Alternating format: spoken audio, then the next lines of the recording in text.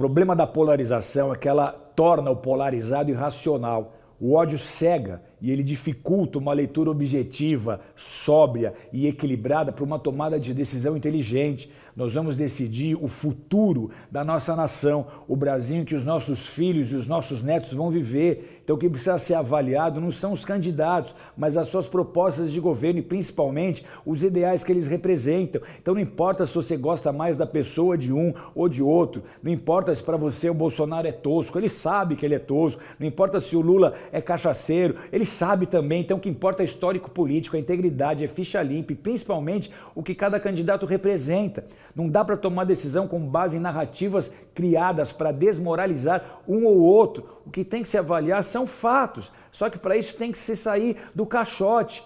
Não dá para ficar apenas com a informação que a mídia oficial, que a mídia globalizada expõe, porque infelizmente grande parte da mídia se corrompeu e abandonou compromisso com verdade, com imparcialidade já há muito tempo. Então a maioria dos veículos de comunicação vão defender os seus próprios interesses, os interesses dos seus proprietários. Nós temos assistido a um jornalismo com cada vez menos credibilidade, porque o nível das matérias tendenciosas é grotesco. Muitos dos principais jornalistas do Brasil se sujeitaram ao papel de cabo eleitoral do seu candidato ou do candidato das empresas que eles representam. Então, para escolher um candidato, para escolher quem vai governar o país, tem que se dar um mergulho mais profundo, tem que se entender de verdade as raízes, a formação política e as bandeiras de um e outro candidato. Você quer viver num país livre? Você tem que se fazer perguntas e tem que ter respostas para elas. Você quer viver num país livre? Você quer ter liberdade de expressão? Você quer ter liberdade de culto? Você quer uma internet livre do controle do governo? Você quer acesso à informação total? Ou você quer acessar só a informação que o governo quer que você tenha? Você quer ter mais de um televisor em casa e a chance de prosperar, de crescer? Ou você quer que o governo determine até o que você pode consumir ou não? Você é da classe média, então você precisa saber que a esquerda odeia a classe média. A maior ironia é você ser cristão e ser de esquerda. Ou você não entendeu o comunismo ou você não entendeu o cristianismo. Um dos fundamentos do marxismo é ateísmo.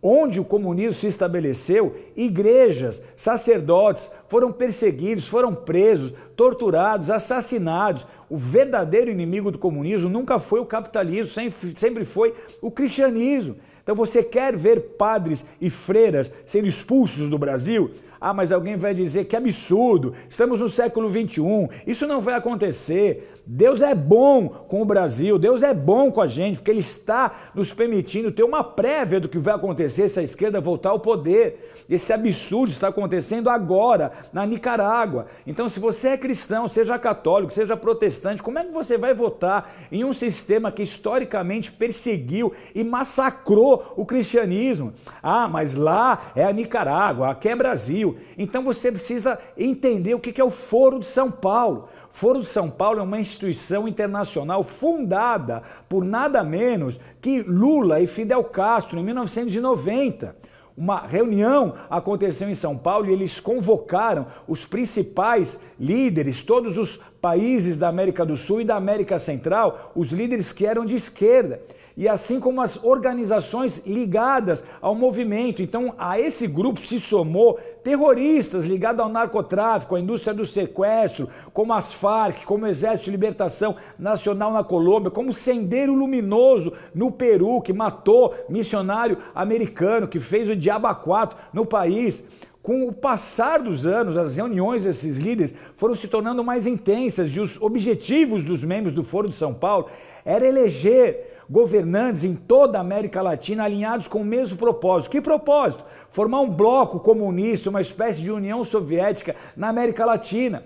Os membros do Foro de São Paulo eles se apoiaram mutuamente, eles conseguiram eleger 15 presidentes que são membros da organização. O próprio Lula apoiou e pediu votos para Hugo Chávez, para Nicolás Maduro, e o Chávez fez o mesmo, pediu votos para Dilma.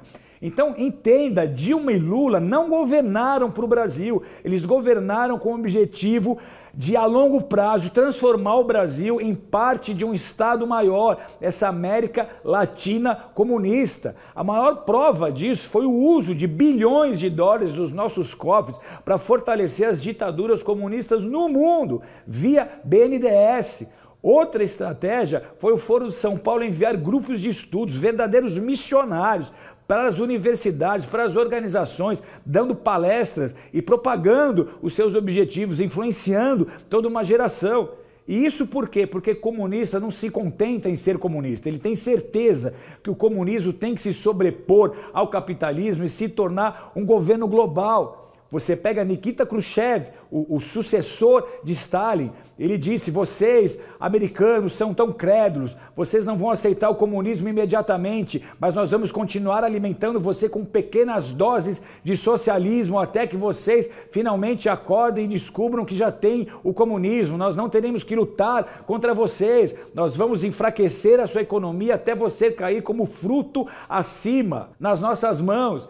Então, essa ideia de comunismo como um governo global, ela não é nova. Essa ideia de uma revolução global, ela nasceu com Karl Marx, quando, junto ao seu maior influenciador, Friedrich Engels, ele fundou a Internacional Comunista em Londres, em 1864. Então, com a Revolução Bolchevique na Rússia, em 1917, Lenin toma o poder e ele aplica de forma implacável o sistema de governo que se tornaria responsável pela morte de mais de 100 milhões de pessoas no mundo, seja por inanição ou assassinatos em massa. Esse sim, um verdadeiro genocídio. Então pesquise, entra aí na internet, pesquise Holodomor, a grande fome na Ucrânia provocada por Stalin, que matou mais de 10 milhões de pessoas, 4 milhões por fome e 6 milhões de doenças decorrentes da fome e também assassinados em massa. O nazismo foi condenado, foi banido, foi proibido em função do Holocausto. No entanto, o comunismo foi o regime mais sanguinário e genocida da história. Pesquise você mesmo, entra aí e dá uma gulgada. O grande salto na China, Pol Pot em Camboja, que matava até quem usasse óculos, dizendo que eram elitizados, que eram intelectuais. Então, o mesmo modus operandi é sempre usado. Perseguição aos opositores, propagação de ateísmo, distribuição de miséria, porque esse é um sistema que sempre prometeu picanha, mas entregou pobreza. Os gênios, eles ignoram completamente as leis da economia, o livre mercado, a oferta e a demanda, e eles passam a determinar o que vai ser plantado, em que quantidade, quanto vai custar, o que vai ser produzido, e o resultado é sempre o mesmo. Prateleiras vazias, por quê? Porque o comerciante precisa ter lucro para poder trabalhar, então eles deixam de ter lucro e eles não vão mais comprar para vender, então vai faltar todo tipo de mercadoria nas prateleiras, de remédio a papel higiênico, como acontece agora na Venezuela, inflação na lua, como está acontecendo agora exatamente na Argentina, nossa vizinha. Então, eu repito, Deus é bom, Ele está nos permitindo ter dois exemplos nas nossas fronteiras. Na Venezuela, hoje, os pais de família, para sustentar seus filhos, eles estão voltando a uma atividade primitiva, a atividade da caça, só que agora de cachorros e gatos, enquanto os líderes comunistas estão vivendo na fartura, na luxúria, na riqueza. Nesses países o discurso foi o mesmo. As empresas e as grandes corporações agora vão ganhar um pouco menos. Os ricos serão taxados em suas riquezas. Grandes empresas multinacionais, elas nunca vão se deixar subjugar por esse tipo de governo. Se não houver lucro, essas empresas baixam as portas e vão embora. Os ricos de verdade sabem se defender, não tem rico trouxa. Eles vão proteger o seu patrimônio, eles vão tirar o dinheiro do país. E quem se arrebenta? Quem se arrebenta é o povo, é o pequeno e médio empresário que não suporta e acaba quebrando. Então o povo vai ficar sem emprego, o investimento externo evapora, a economia não gira e o resultado é caos. O caos financeiro, no entanto, ele cumpre um papel. Quanto maior a crise financeira, mais o povo se abre para as ideias comunistas, mais fácil para os líderes comunistas convencerem o povo de que o capitalismo não deu certo. Então, quanto mais quebrado o país estiver, melhor para eles. O ceticismo de alguns empresários é assustador.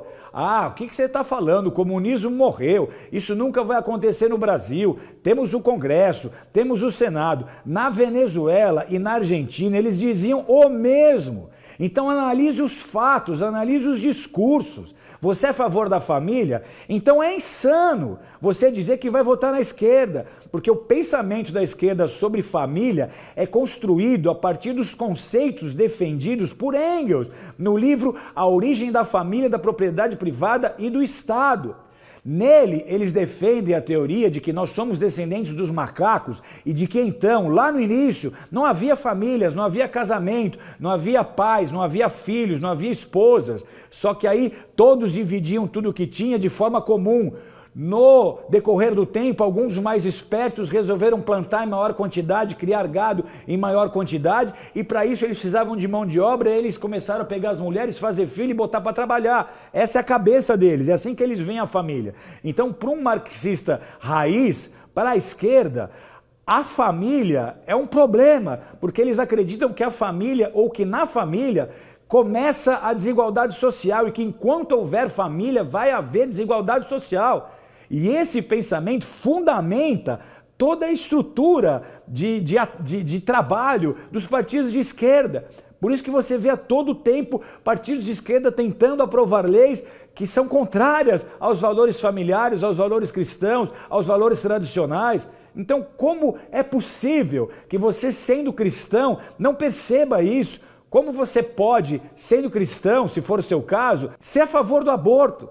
Como é possível que o seu voto coloque no poder um governante pró-aborto? O desprezo que a esquerda tem pelos valores cristãos é escancarado. Ele só é disfarçado em época de eleição, para enganar os iludidos, que Lenin chamava de idiotas úteis, aqueles que defendem o socialismo sem ter a menor ideia das verdadeiras intenções de seus líderes. Então eles não veem valor em nada do que nós fazemos. Para eles a religião é ópio do povo. A visão que eles possuem em relação aos pastores, aos padres, está imprimida nos seus discursos. Ah, mas e os evangélicos que apoiam a esquerda? Então entenda, década de 20, um arquiteto italiano, um arquiteto social italiano, Antonio Gramsci, ele defendeu que o comunismo deveria ser implantado nas nações, não por meio das revoluções armadas, mas das revoluções culturais, porque as revoluções armadas podiam ser identificadas e suprimidas pelo exército. Então a ideia agora era, não destruam as instituições, se infiltrem e controlem as instituições. E aí, a partir daí, eles voltaram os seus interesses para as universidades, para as escolas, para os veículos de mídia, de comunicação, para as instituições governamentais e para a religião. Nasce, então, a teologia da libertação, o comunismo católico e a teologia da missão integral, que é essa vertente protestante, que prega contra todos os fatos históricos, a lógica, a razão, que o comunismo, que os pressupostos marxistas são o único caminho para o verdadeiro cristianismo. E aí você pega o pastor ucraniano que me batizou, que sofreu as barbáries nas mãos dos comunistas e que viu pastores sendo presos e enviados para a Sibéria para morrer congelados, para serem torturados, e tenta explicar para ele que hoje há líderes no Brasil ensinando que é possível que o cristianismo e o comunismo andem de mãos dadas. É simplesmente irracional. Então, forme a sua opinião com profundidade. Sai do TikTok, sai do Instagram, dos videozinhos de 2, 3 minutinhos e abre um livrinho, gasta tempo, pesquisa de verdade, porque o Brasil vai definir o que vai viver nos próximos anos. Com as decisões que nós tomamos agora, nós vamos construir o nosso futuro. Então, pensa e se responsabilize pelo seu destino. O Brasil hoje está tendo a chance de realmente crescer e prosperar. Nós temos a oportunidade de crescer mais do que a China em 42 anos. O Brasil voltou a ser uma das 10 economias mais fortes do mundo. O Brasil hoje tem uma inflação inferior aos Estados Unidos da América, o que nunca foi pensado, o que nunca foi imaginado. Então, vamos sair das narrativas, vamos parar de formar opinião, porque o mantra do inconsciente coletivo tem dito isso ou aquilo, e vamos decidir por nós mesmos com base em fatos, ok? Deus abençoe, beijo no coração.